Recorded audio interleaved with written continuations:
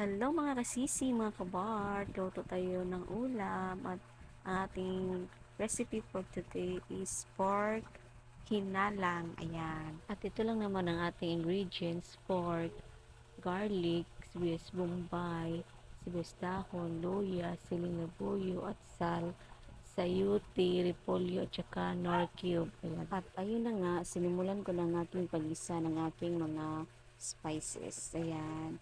Inuna ko yung garlic, sibuyas bombay, luya, tapos sibuyas dahon. At kailangan mo ring lutuin ng maigi ang ating mga lamas dahil ito daw ang sekreto para sumarap daw ang ating nilulutong ulam. At nilagay ko na pala ang ating pangsahog na pork. Ayan, halo-haloin lang natin ito. Balik tayo sa ating nabanggit kanina na ang sekreto daw sa ating masarap na ulan ay kailangan lang daw natin lutuin ng maigi ang ating mga pangsahog dahil ito daw ang sekreto para sumarap daw ang ating nilulutong ulam. At saka parang legit naman siya kasi ito naman talagang ginagawa ko.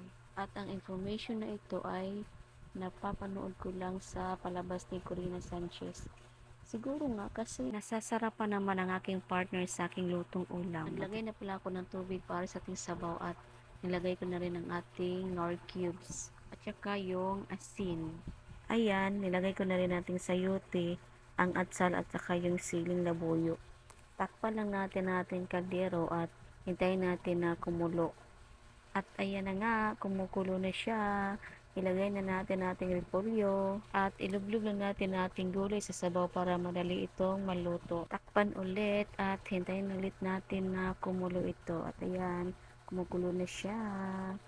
Malapit na maluto. Ayan na, luto na. Kainan na. So, hinalang ito, kailangan natin ng pampalamig. Ayan. Thank you for watching, mga kasisi, mga kabart, and please like and leave the comment below. God is always good. Babush!